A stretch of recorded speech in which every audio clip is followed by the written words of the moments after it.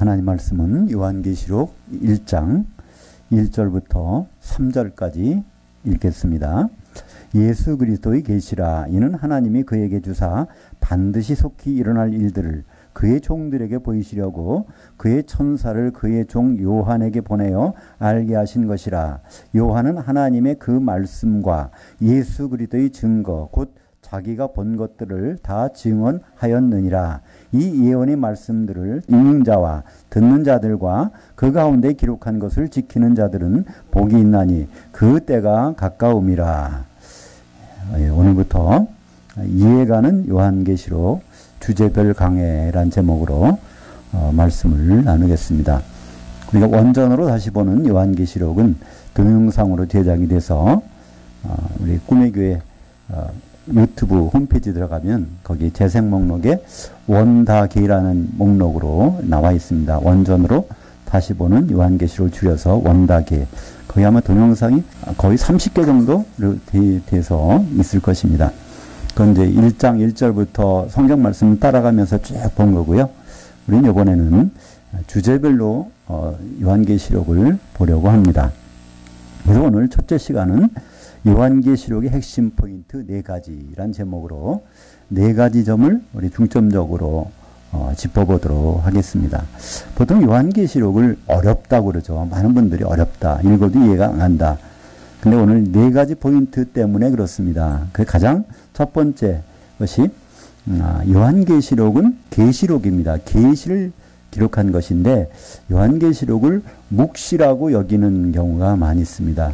실제로 가톨릭에서는요, 묵시록이라고 아예 그들은 요한계시록을 계시록이라고 안 합니다. 묵시라고 합니다. 묵시와 계시는 차이가 있습니다. 다 하나님의 예언의 말씀인데요. 하나님이 그 성경에 나오는 예언이라는 것은 무슨 뜻일까요?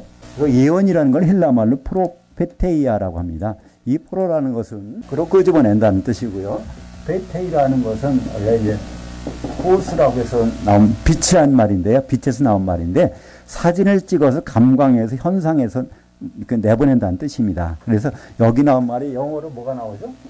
포토가 여기서 나온 겁니다. 사진이라는 것이 하나님의 속에 있는 속마음을 사진 찍어서 바깥으로 보여주는 것. 이것이 예언입니다. 우리는 보통 예언하면 앞으로 일어날 일을 미리 가서 알아보는 것을 예언이라고 그랬잖아요. 그래서 예언은 사전에 보면 2가지 뜻이 있습니다.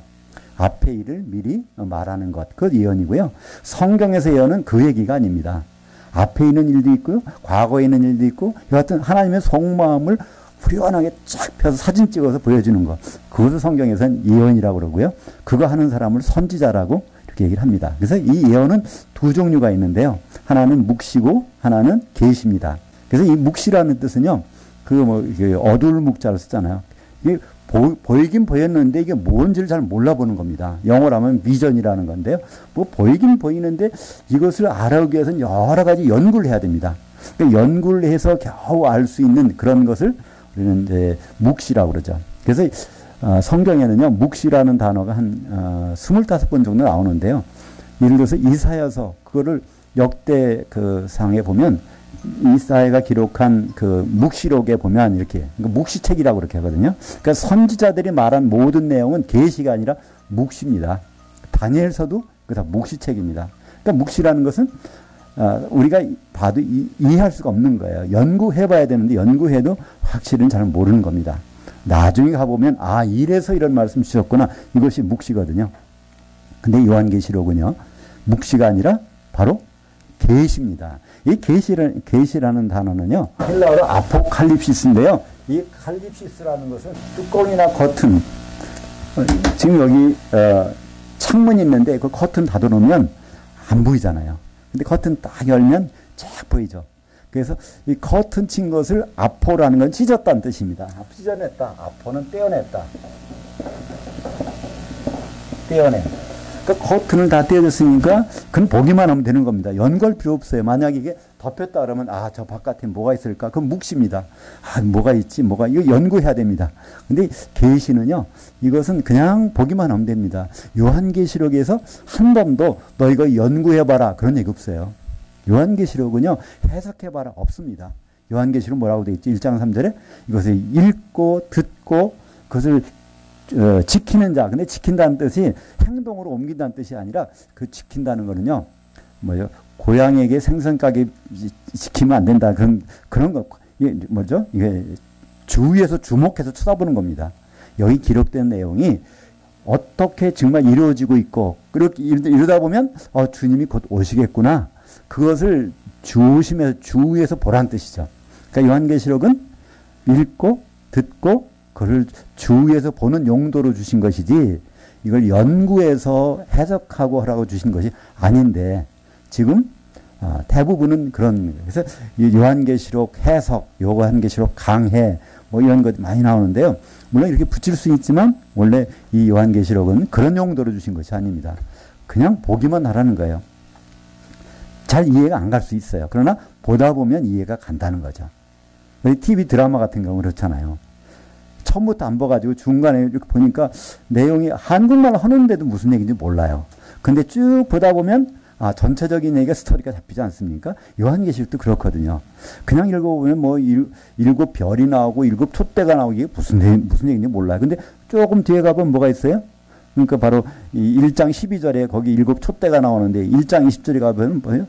일곱 촛대는 일곱 교회고 일곱 별은 일곱 천사들이다. 이렇게 이제 그 설명이 바로 가보면 나오는데 그냥 당장 마주치는 단어는 뭐 황충이다, 두 증인이다, 뭐 이런 것들이 막 나오니까 이건 도대체 이해를 못하겠다.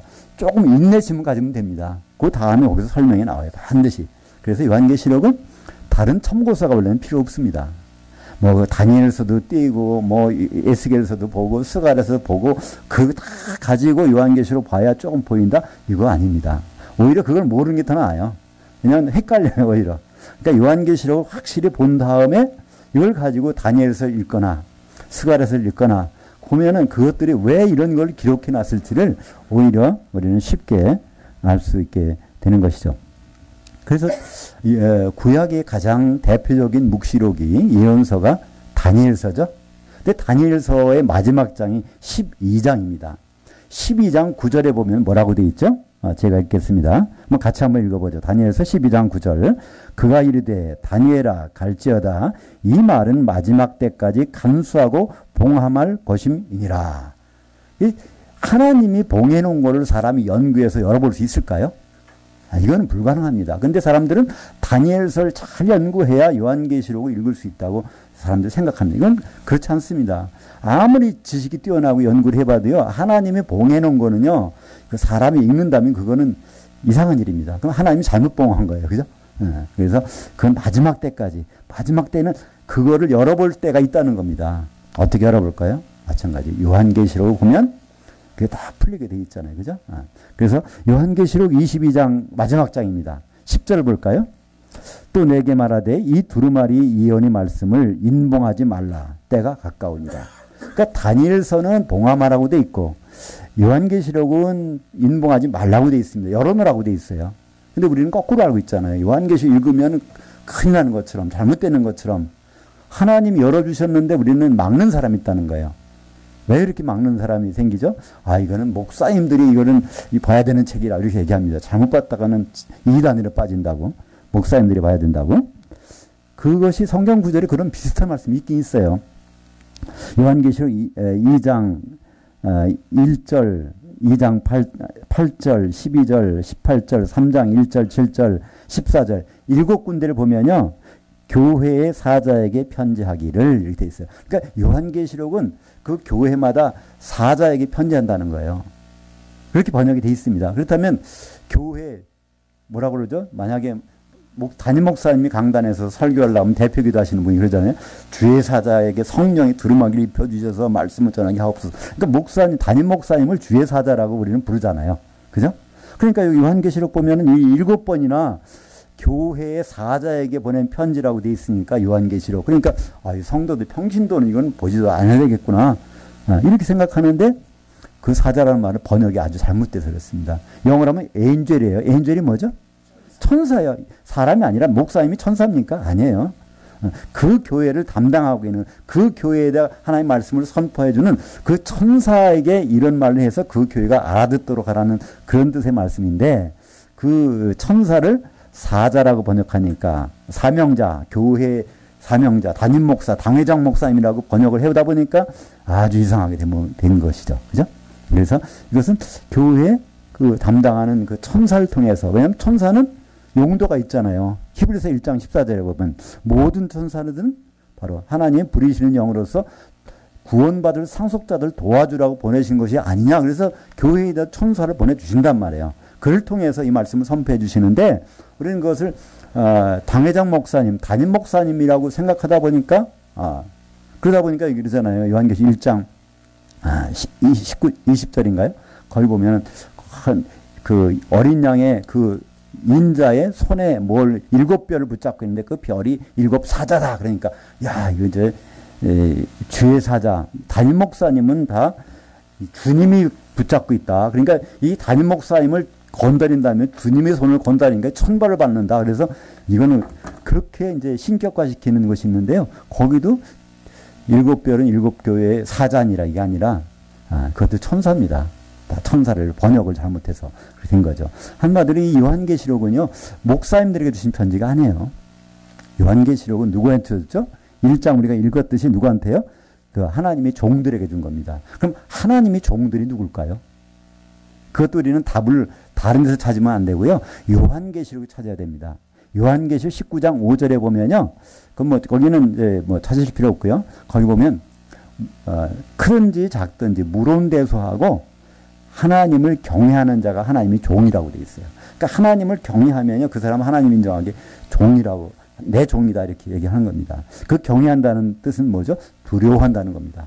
하나님 앞에서 두려움을 나타내는 사람이 바로 종이라는 거예요.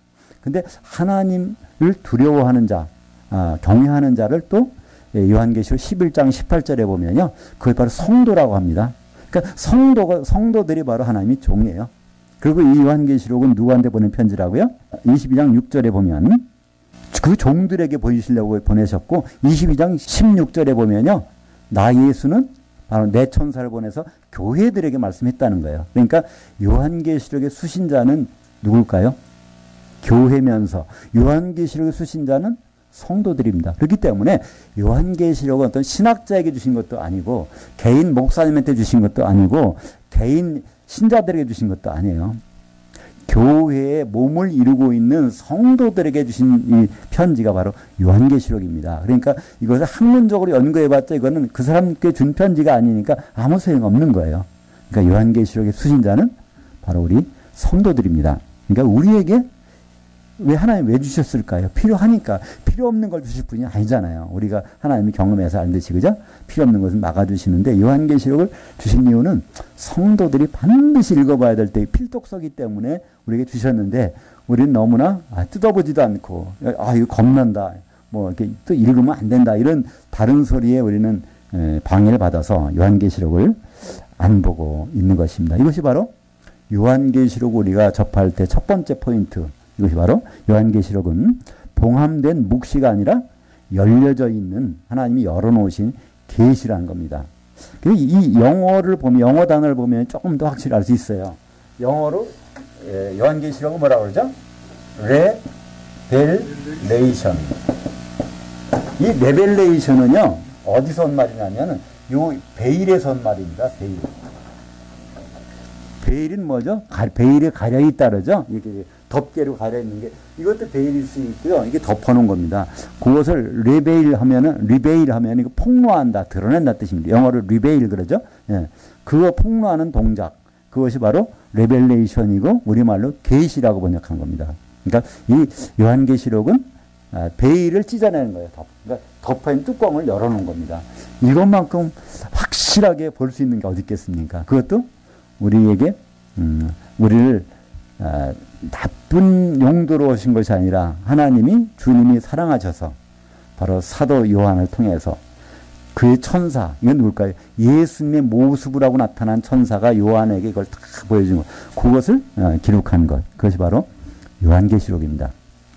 근데 여기에 요한계시록을 이 해석할 때요, 이거를 이제 강해할 때 굉장히 강의하시는 분이 목사님 될 수도 있고 신학자가 될 수도 있는데 굉장히 중구난방이에요. 너무나 다양해요. 아주 왜 다양하냐면 거기 하나가 한 절이 좀 문제가 있다고 생각합니다. 사람들이. 문제가 아니 그게 중요한 거지만 요한계시록을 볼 땐 저는요 항상 어떤 분이 요한계시록에 대해서 강해를 했다 뭐 했다 해도 전 이걸 봅니다. 요한계시록 1장 10절을 봐요. 그럼 거기서 판가름 납니다. 그 1장 10절에 보면요. 우리 한글 성경에는 주의 날에 내가 성령이 감동되어 그래서 사도 요한이 주일날 예배드리든 기도하든 하려고 그랬는데 갑자기 성령이 감동을 받아가지고 뭐가 환상을 보긴 봤는데 이것을 정리해서 기록한 것이다. 그래서 그것을 주의 날이라고 그 주의 날을 그러니까 지금부터 약 1900여 년 전에 사도 요한이 살았던 시대에 일요일 날이라고 생각합니다. 일요일 날. 그렇게 되면 그 요한계시록 내용이 뭐죠? 내가 지금 본 것과 또 보고 있는 것과 장차될 일을 기록하라고 그랬어요. 그러니까 기준점이 그러니까 요한계시록은 이렇게 돼 있어요. 본 것, 보는 것, 또 장차. 그러니까 요한계시록은 세 부분으로 돼 있어요. 본 것과 지금 보고 있는 것과 장차될 일. 그러니까 과거와 현재와 미래를 이거를 기록해서 놓으라는 겁니다. 그렇다면 지금 현재가 중요합니다. 현재가. 지금 사도 요한은 뭘 보고 있냐는 겁니다. 사도 요한이 보고 있는 게 그게 중요한 거예요. 근데 대부분 사람들은 사도 요한이 지금부터 약 1900여 년 전 반모섬에서 환상을 보고 있었다. 그러니까 바로 그때까지 본 것, 그것이 이제 기준점이 지금부터 1900여 년 전 요한계시록이 이제 기록된 것이 약 AD 96년 정도라고 하는데요. 주후 96년 전 기록됐다고 그러는데 그때가 현재라고 보고 있는 겁니다. 그렇게 되면 그때가 현재라고 하면 이게 전체가 아주 이상해지는 거예요. 주의 날을 본 것이 아니라 주의 날이 바로 주님의 재림의 날이라는 겁니다. 성경에서 주의 날은요 한 번도 썬데이를 주의 날이라고 한 적이 없어요. 전부가 다 주의 날이라는 단어가 8번 나오는데요. 그것이 8번 전부가 다가 마지막 날 주님이 오시는 날입니다. 그러니까 사도 요한이 지금 몸은 반모섬에 있는데 지금 영으로는 어디가 있다고요? 주의 날로 가서. 그러니까 요즘에 그런 것이 있죠. 타임머신이라는 거 들어보셨습니까? 그걸 타고 있으면 시간적으로 여행하는 거잖아요. 사도 요한이 지금 그걸 몸은 반모섬에서 죽은 듯이 있었겠죠. 딴 사람 보니까 시체라고 했겠죠. 근데 그 영과 혼은 영은 나갈 때 항상 혼을 동반합니다. 영과 혼은 떨어질 수가 없어요. 그래서 우리는 영혼이라고 할 때 영과 혼이 같이 붙어 다니기 때문에 그래서 영이 나갈 때 혼도 나가는 거예요. 혼이 나가니까 생각하고 보죠. 그죠? 영만으로는 보지 않아요. 그러니까 혼도 같이 나가는 거예요. 그러니까 영이 나갔지만 혼이가 빠져나가고 몸만 시체처럼 있을 때 쭉 어디까지 가면 시간적으로 주님이 재림하시는 날로 한 겁니다. 그러니까 거기서 지금 보고 있어요. 재림하신 장면. 그것이 이제 보니까 7촛대 한가운데 그분이 서 있는 모습을 보고 있는 거예요. 7촛대가 교회잖아요. 교회와 주님이 만나서 언제 만날까요? 재림하실 날짜. 그죠? 어디서? 공중에서. 그러니까 거기에서 보이는 장면이 바로 요한계시록 1장 13절입니다. 그렇기 때문에 요한계시록에서 주의 날은 바로 주님이 재림하시는 날입니다. 그러니까 요한계시록을 이렇게 강의한 책들을 보면요. 얼마나 많은지 몰라. 저도 이거만 해도 얼마든지 있어요. 근데 거기서부터 달라요. 주의 날이다. 그거를 일요일 날이라는 거예요. 사도 요한이 예배 드리려고 할 때, 기도하려고 할 때 일요일 날. 그게 그 지금이라는 겁니다. 그걸 중심으로 기록했다는 거예요. 그러니까 바로 지금까지 쭉 본 것과 그 지금 있는 일과 장차 일을 할 때 그것이 기준점이 달라지는 것입니다. 그 0점 조절이라는 걸 들어보셨어요? 남자분들은 아마 아실 거예요. 사격할 때 어떤 총이 있어요. 총을 가지고 딱 쏘면요. 이게 조정해서 딱 거기 관역에 쏘게 쐈는데 그게 거기 명중을 않는단 말이에요. 그러면 그걸 자기 나름대로 이거는 이쪽으로 대고 쏘야 이 총은 저리로 나가는구나. 그래서 그거를 맞춰가지고서 그걸 이제 거기에 맞춘 사격할 때 0점 조절이 돼야 되는데 요한계시록을 풀어주시는 분들이 0점 조정을 안 해가지고 주의 날을 2000년 전에 그 시점으로 그때를 중심으로 모든 걸 보다 보니까 이게 언제지 7년 할라니 언제 일어나는 건지 일어났는지 적그리 때가 왔는지 앞으로 올 건지 이런 것들이 뒤죽박죽 되는 겁니다. 첫째인, 둘째인, 셋째인, 나팔 이것들이 시간적으로 어떻게 되는지가 그냥 기준점이 없어지니까 어디 가서 뭐가 되는지 모르잖아요. 우리 고사성어에 뭐가 각주구검이라는 게 있죠. 어떤 사람이 그저 검을 배에서 어떻게 떨어뜨렸는데 그거를 지금 내려갈 수는 없고, 그러니까 그 떨어진다 배에다가 그걸 쫙 표시해 놓고 나중에 이제 와서 그 배, 그 밑에가 찾아보니까 배는 이미 이동해 있는데, 그죠? 그리고 찾을 수가 없죠, 그건 전혀. 그것처럼 요한계시록을 아무리 연구해도 첫 단추가 잘못되면요, 그 다음에는 전혀 맞을 수가 없는 겁니다. 그래서, 요한계시록 보실 때, 가장 주의 날, 사도 요한이 영으로 주의 날까지 시간여행을 간 것, 그것을 염두에 두시고 요한계시록을 보셔야 됩니다. 근데 거기에 우리말은 성령의 감동으로 주의 날에 성령의 감동받았다 이렇게 번역돼 버리니까 전혀 다른 내용으로 가게 되는 것이죠. 그러다 보니까 요한계시록을 되게 어떻게 해석하냐면요, 어떤 종말론이라고 그래요. 종말론. 그러니까 요한계시록은 바로 주님이 오실 때 그것만을 기록한 거다. 그러니까 초대교회부터 지금 오늘 이 자리에서 우리가 있는 일도요, 사실은 요한계시록 속에 포함돼야 됩니다. 그죠? 물론 기록은 안 했겠지만, 언제까지요? 주님 오실 때까지. 그리고 주님 오시는 그 광경도 나타나야 되고요. 주님 오신 다음에 있는 것도 나타나야 돼요. 왜냐하면 내가 본 것과 지금까지 쭉 시간여행 하면서 쭉, 그러니까 초대교회부터 뭐 중세시대, 교황이 있는 시대, 그 다음에, 이렇게, 세계대 1차 대전, 2차 대전, 떠나가면서 쭉 해가지고, 재림 직전까지 네가 본 것과, 그 다음에 지금 보고 있는 것과, 지금 요한은 뭘 보고 있죠? 일곱 촛대 한가운데 있는 인자를 보고 있잖아요. 그죠? 1장에 보면, 그죠? 그러니까 주님이 바로 성도들을 만나가지고 있는 그 시점, 그게 지금 주님이 재림의 날, 그 다음에 장차될 일, 그 이후에 천년왕국도 있고, 백보자 심판도 있고, 그다음 새 예루살렘 그 나오잖아요. 이 세 가지 부분을 기록하라. 그것이 요한계시록입니다. 그래서 본 것은 교회 시대 동안에, 그러니까 거의 2000년 되는 것이죠. 그 내용들을 쭉 본 거를 거기다 기록해 놓고, 그것이 요한계시록 2장과 3장입니다. 에베소서 또 서머나, 에베소, 서머나, 버가모, 두아디라, 사대, 빌라델피아, 라오디게아, 그죠? 이런 이 교회, 그 교회의 현상을 설명한 것이 아니에요. 그 교회가 이렇게 됐다는 것을 설명하는 겁니다. 거기 보면 사랑이 식어졌다. 에베소는, 그죠? 처음 사랑을 회복하라. 에베소 교회가 사랑이 없다는 얘기가 아니라 그 교회가 시간이 지나면 그렇게 될 거라는 거예요. 주님 오실 때까지 분명히 이렇게 될 거라는 거예요. 그런 내용들. 또 버가모 교회는 뭐가 있죠?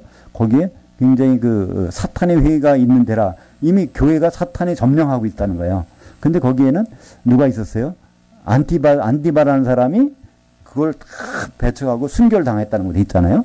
근데 역사적으로 안디바라는 사람이 안 나와요. 여기 성경에. 안디바가 그런 일이 없을 때 요한계시록이 기록됐단 말이에요. 그건 무슨 뜻일까요? 요한계시록 기록된 다음에 언젠가 안디바라는 그런 사람이 나타나서, 근데 그건 개인이 아니라 안디바라는 뜻이 안티파스, 모든 것, 바로 하나님 아닌 것은 다 버리는, 대적하는 그런 뜻입니다. 하나님께만 순종하는 그런 사람 순교하게 된다는 것을 거기다가 앞에 일을 기록해 놓은 거죠. 그래서 요한계시록 2장, 3장은 과거의 일을 기록한 것이 아니라 각 교회가 어떤 모습으로 지나갈 것인지를 설명하는 것이 이제 2장과 3장이죠. 그리고 나서 요한계시록 1장에 있는 것처럼 주님이 나타난 장면을 기록하는 재림 장시, 그다음에 그 이후로 이렇게 설명이 되어 있습니다. 그래서 어떤 분들은 종말론적 요한계시록 그래요. 종말론적, 이거는 주님이 재림하는 시점 7년 환란부터 기록된 거다 이렇게 해요. 근데 7년 환란 기록된 걸 먼저 왜 미리 주셨을까요? 그때 말아 이게 속기될 일을 기록한다 그러면 속기될 일을 기록한다는데 왜 나중에 한 2000년 지나서 될 걸 왜 기록했을까요? 아니요. 속기될 일은요, 주님이 재림도 속기될 일이지만 주님이 재림하기까지 벌어질 일들도 다 속기될 일이 속하거든요. 그죠? 그래서 그 전체를 설명하는 겁니다. 종말론만 얘기하는 것이 아니라 지금 얘기도 있고요. 또 초대교회 얘기도 있고요. 재림 얘기도 있고 재림 후의 얘기도 있고 그 종말론에 국한되지 않는다는 겁니다. 근데 지금 대부분은 요한계시록을 종말론의 관점에서만 보죠. 그것은 요한계시록의 일부만을 보다 보니까 다른 부분들을 못 보게 되는 것이죠. 세 번째로 요한계시록에 우리가 마주치는 단어 성령이란 단어가 나오는데요. 성령이란 단어가 몇 번 나올까요? 13번 나옵니다. 성령이라는 단어가 13번 나오는데 그 13번 나오는 성령이 성령인 경우는 한 번도 없어요. 우리말 성경에서 번역만 성령이라고 번역한 것이죠. 성령이 아닌 것을 성령이라고 번역해놓고 우리는 거기에 순종해서 보려고 그러니까 우리는 모든 것이 헷갈리는 겁니다. 한마디로 성령이라고 번역된 것은 두 가지를 이렇게 얘기하고 있습니다. 하나는 사도 요한의 영을 얘기하고 있습니다. 몸은 반모섬에 있었는데 사도 요한이 영으로 빠져나가서 돌아다니 본 것들. 그때 그 사도 요한의 영을 전부가 성령이라고 번역했어요. 그리고 각 교회에다가 성령이 교회들에게 하시는 말씀을 들을지어다. 성령이 교회들에게 하시는 말씀을 들을지어다 그래요. 그것도 그 성령이란 단어가 거기 없거든요. 그냥 갖다 집어넣은 겁니다. 번역하면서. 거기 원문에는요. 그 영이라고 되어 있어요. 그 영. 그 영은 누굴까요?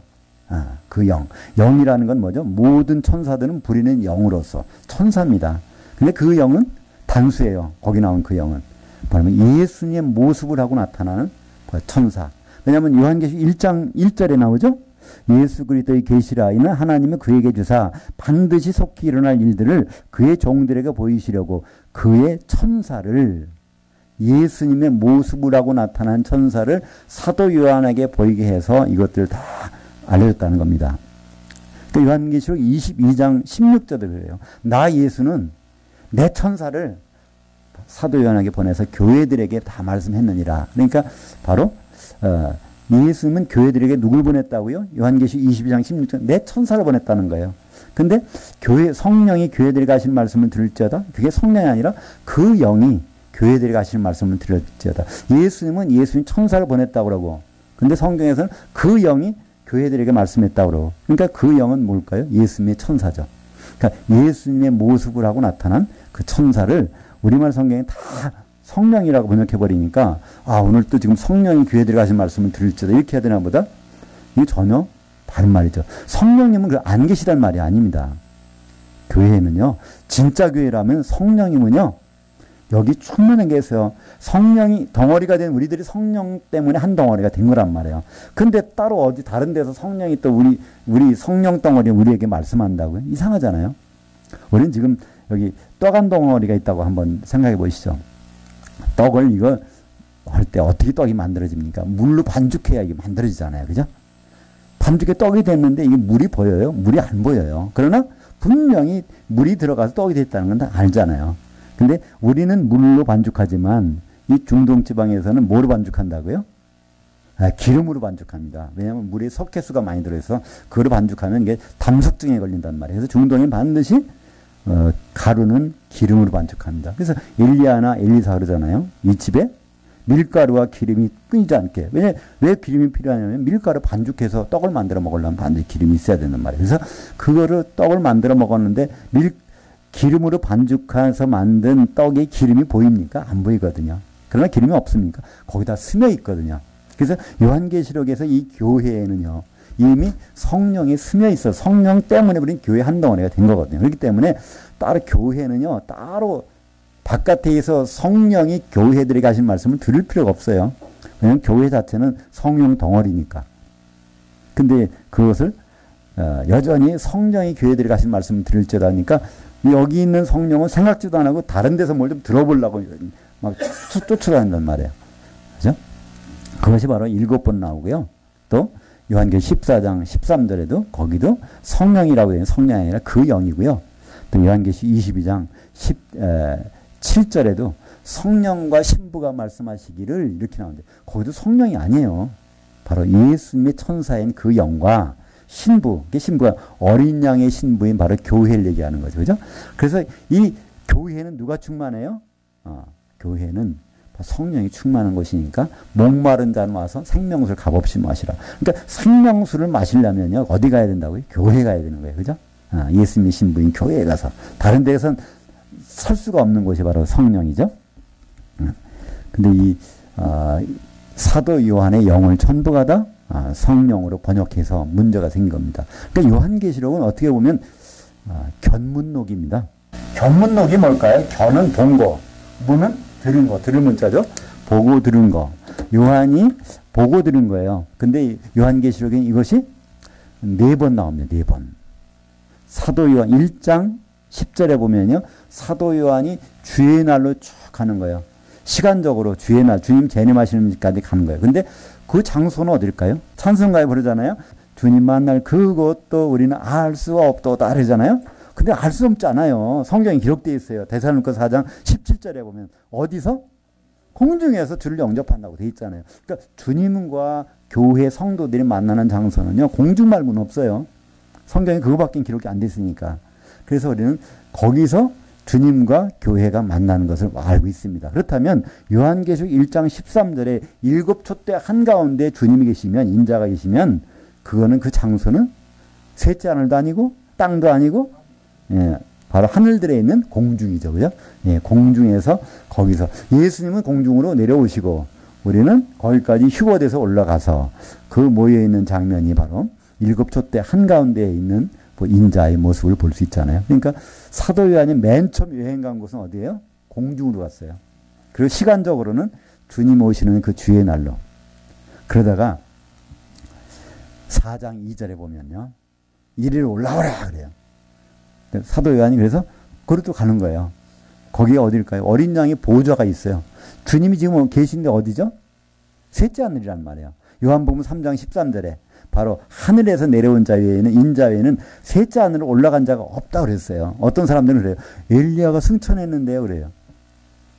근데 열왕기하 2장 1절과 11절에 보면요. 하나님이 엘리야를 회오리 바람으로 내치려고 하실 때 어디로? 하늘들로. 셋째 하늘이 아니란 말이에요. 하늘이 아니라 하늘들로 엘리야를 빨가벗겨서 그냥 던져버리시는 거예요. 왜? 엘리사에게 맡기려고. 엘리야가 요리 빼고 저리 빼고 말 안 듣잖아요. 처음에는 말 잘 들었지만 나중에는 말 안 들어요. 엘리야가. 하나님 앞에 가서 그러잖아요. 다 없어지고 나 혼자만 남았습니다. 그 바알과 아세라에게 절하지 않은 사람도 하나밖에 없습니다. 그랬더니 하나님 뭐라고 그러세요? 너 말고 7,000명 남아있다고 그러잖아요. 그러니까 너는 이제 앞으로 이거 3가지를 하라고 돼 있어요. 열왕기상 28장인가요? 18장인가? 거기 보면 3가지를 하라고 돼 있어요. 너 아람 왕을 따로 세우라고 그래요. 기름 부어서. 그리고 북이스라엘 왕도 새로 세우고. 그리고 너 선지자 자리 너 바로 인수인계 하라는 거예요. 누구한테? 엘리사한테. 근데 그 3가지를 엘리야는 받았지만 한 가지도 안 해요. 아람 왕도 안 세우고 북이스라엘 왕도 안 세우고 인수인계도 안 해주고 그냥 다니라고 하는 거예요. 핑계 대가면서 나 여리고로 가야 되는데 너 오지 마. 그러니까 또 엘리사는 쫓아가요. 그죠? 나 길갈로 가야 되는데 쫓아가. 계속 쫓아가니까 나중에 하나님이 엘리사를 이렇게 던져버리려고 하는데 거기 엘리사가 있으면 엘리사까지 던져버리면 어떻게 해? 그러니까 엘리사를 보호하기 위해서 불말과 불병거로 엘리사를 쫙 감싸놓고 그냥 회오리 바람으로 엘리야만을 내팽개쳐 버리잖아요. 그러니까 거기에 빨개벗겨져서 옷이 떨어지니까 그렇게 나오잖아요. 그러니까 그 엘리야는 절대로 하늘에 올라간 것이 아닙니다.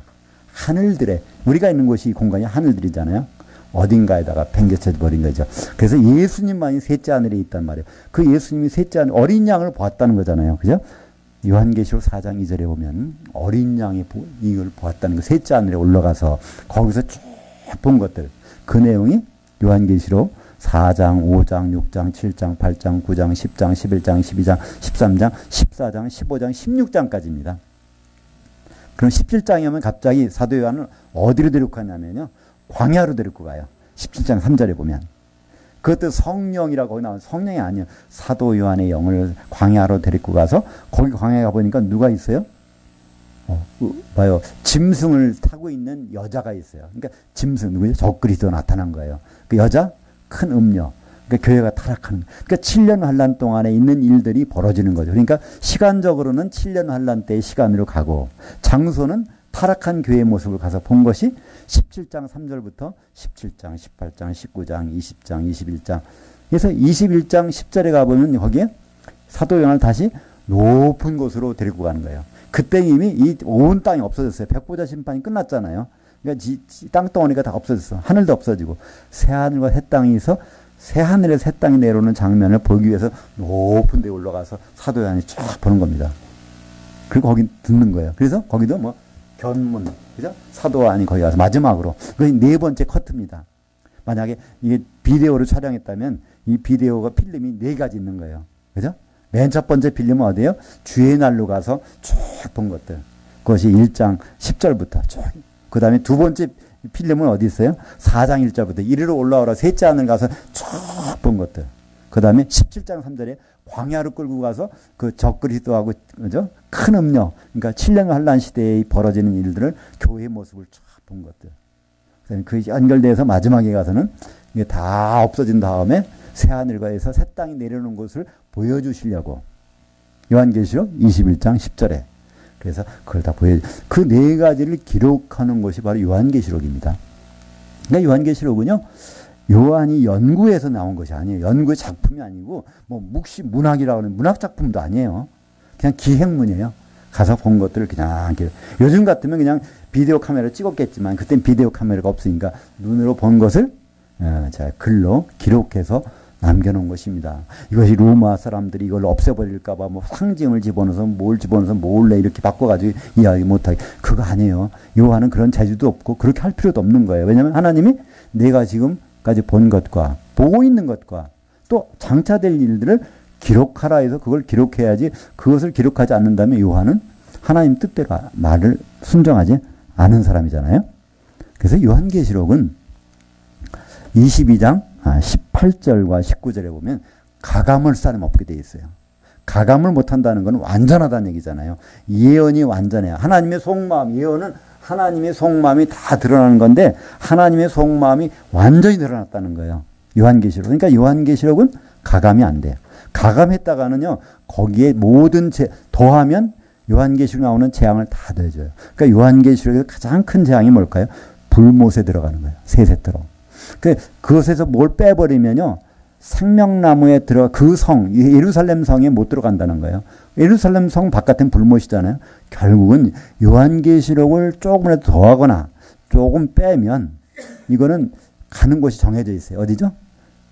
지옥이 아니라 불못, 세세토록. 지옥은 천년이지만 불못은 세세토록. 그러니까 요한계시록을 조금이라도 더하거나 빼면 큰일 나요. 그러니까 우리는 요한계시록을 볼 수밖에 없어요. 요한계시록 안 보면 본의 아니게 요한계시록에 있는 그런 말이 어디 있어? 이건 빼버리는 거예요. 또 요한계시록 안 보면 다른 예언서들 다 집어넣어가지고 나 예수계에서 읽었는데 스가랴서 읽었는데 감람 저 스가랴서 14장 4절에 보니까 예수님이 바로 예루살렘 동편 앞에 감람사무에다가 발 짚고 서 있다 그러는데 그거 가지고 얘기한단 말이에요. 그거는 요한계시록과 안 맞아요. 그러면 요한계시록에서 더 하는 거예요. 그럼 불못에 들어갈 텐데요. 그러니까 요한계시록은 반드시 읽어야 돼요. 나중에 안 읽어서 몰랐습니다. 그런데 왜 그거는요? 그건 너는 나를 두려워하지 않았구나. 그러잖아. 하나님을 경외한다는 얘기는요, 그분 주신 편지를 읽어야 되는 거예요. 그러면 경외한다면 읽었을 거고, 경외하지 않았다면 읽지 않았을 거니까 바로 하나님의 종이 아니잖아요. 그죠? 그래서 요한계시록에 어떻게 보면 핵심절이라고 할 수 있는 것을 같이 보겠습니다. 요한계시록 22장 18절과 19절, 그 프린트물 맨 오른쪽에 거기 파란 글씨로 옮겨놨습니다. 맨 오른쪽 중간 하단 부분에 보면 요한계시록 22장 18절과 19절을 같이 읽겠습니다.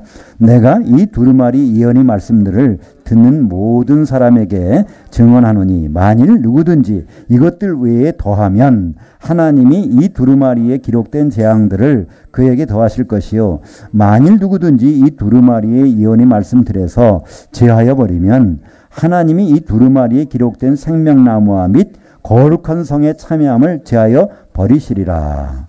예. 이거는 우리가 어떻게 이 말씀은요, 어떻게 가릴 수가 없어요. 이건 나중에 다른 말씀이 안 나왔기 때문에. 지난번에 요한계시록에 발표된 거는 이제는 이곳으로 새롭게 옮기겠다. 이런 말씀 없어요. 이거는 지금까지 유효합니다. 주님 오실 때까지 유효해요. 그러면 요한계시록에 있는 내용을 더한다는 거는 상상도 하기 싫은 문제잖아요. 왜냐하면 그 재앙, 불못에 들어가는 것이 뻔하니까. 그럼 요한계시록 내용을 하나라도 빠뜨려? 그러면 똑같이 세루살렘 성에 못 들어가면 세루살렘 성 바깥에는 불못이니까 또 역시 불못이에요.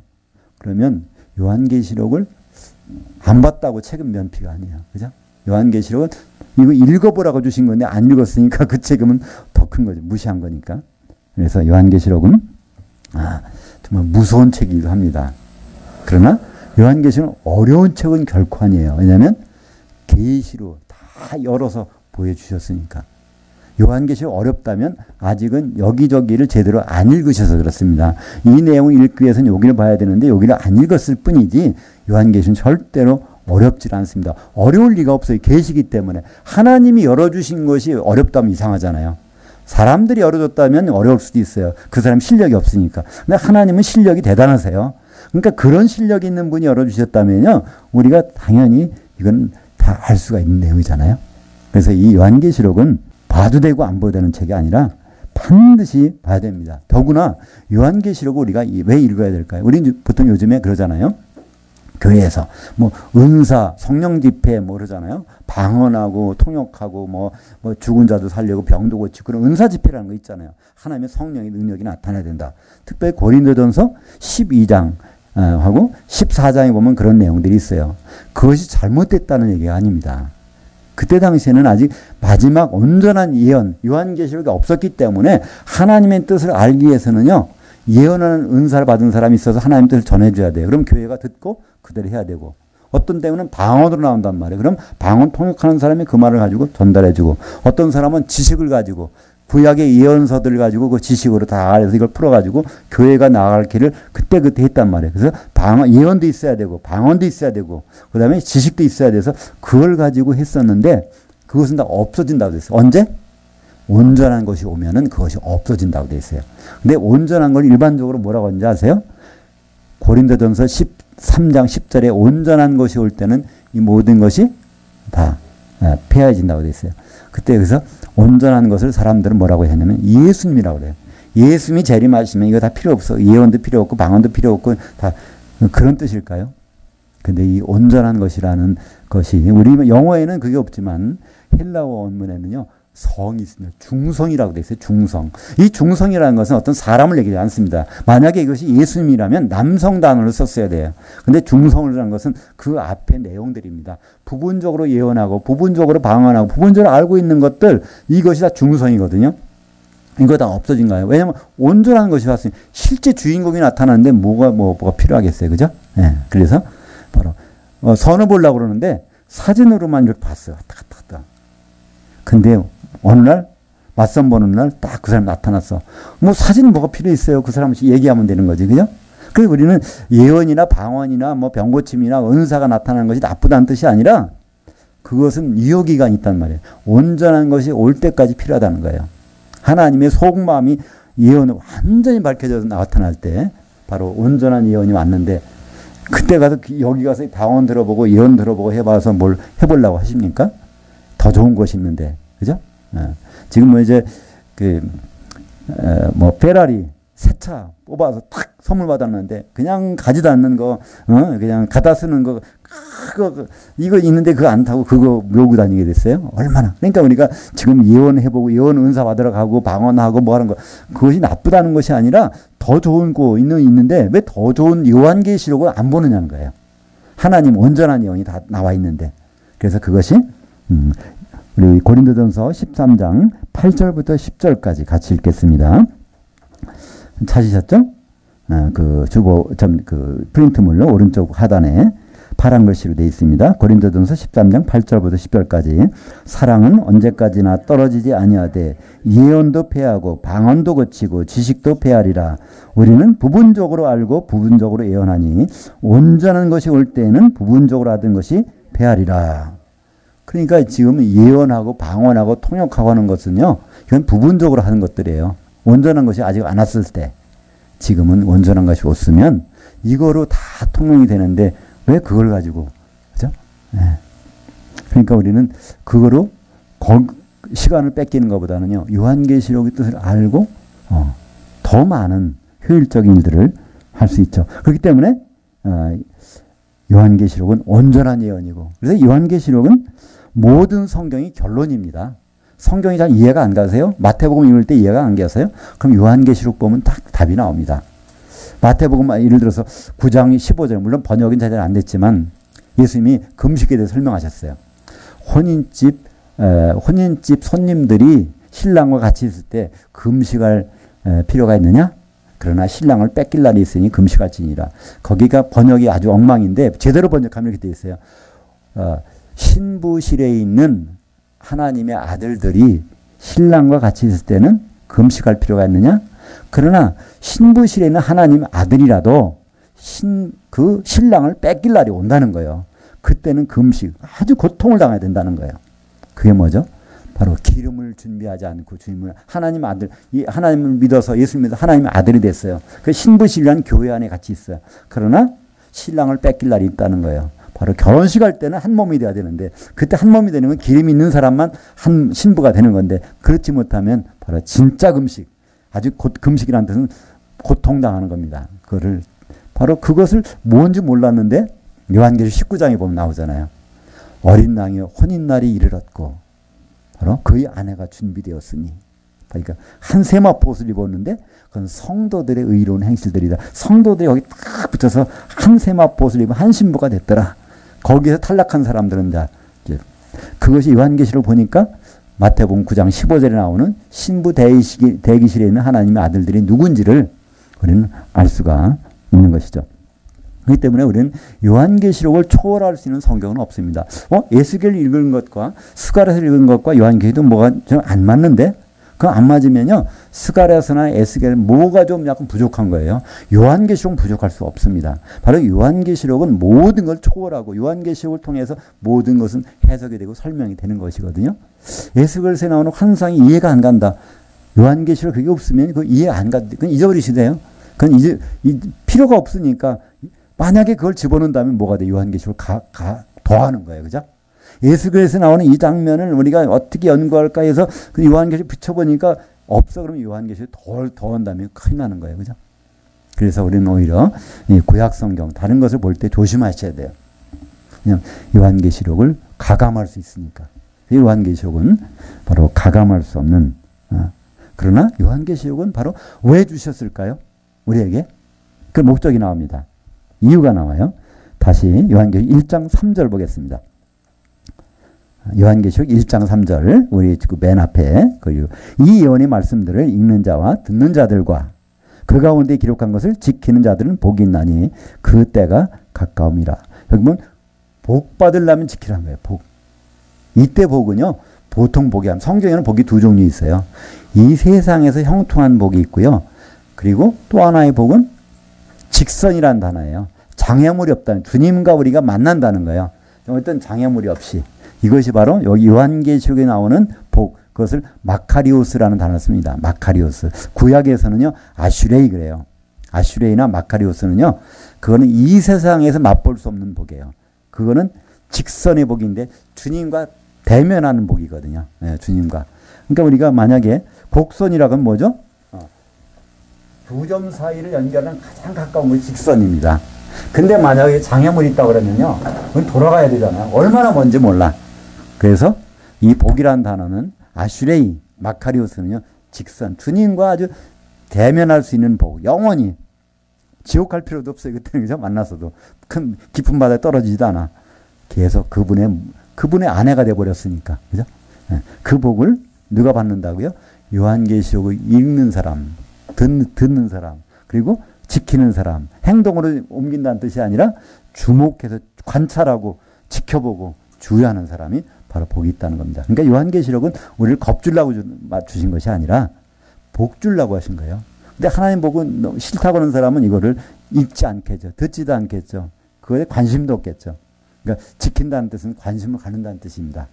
그래서 요한계시록은 우리가 읽어야 되고 들어야 되고 거기에 관심을 가지면 되는 것입니다. 그런 사람들은요, 두려워할 필요가 없어요. 무서워할 필요가 없어요. 하나님이 복을 약속해 주셨으니까. 그런 사람들은 반드시 그 복을, 마카리오스, 아슈레의 복을 주신다고 했고, 그 복은 하나님과 대면하는 복이고 하나님과 영원히 같이 있는 복인데 누가 두렵겠어요? 그걸 안 하면 사실 두려워야 됩니다. 그것은 엄청난 고통이기 때문에 그렇습니다. 기도하겠습니다. 하나님 아버지 감사합니다.